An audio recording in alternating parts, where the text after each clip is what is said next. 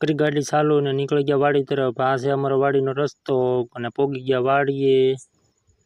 Finally આ છે અમારી માંડવી તો આવી રીતની માંડવી છે કંઈક।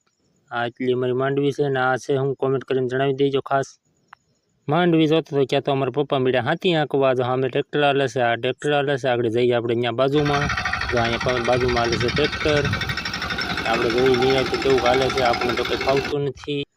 ફેમિલી તો એટલું હાલી ગયેલું છે ને આ બાજુ હજી બાકી છે। આવી ગયા આપણે કપાસ જોવા। આ છે અમારો કપા, કેવો મસ્ત મસ્ત કપા લાગે છે, તમે કોમેન્ટ કરીને કહેજો।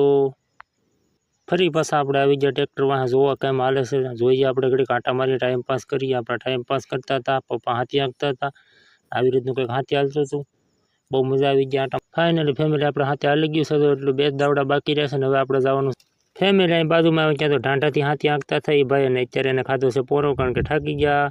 ફરી પાછા મીડિયા આંકવા, હવે થઈ ગયો છે ટાઈમ ઘેરે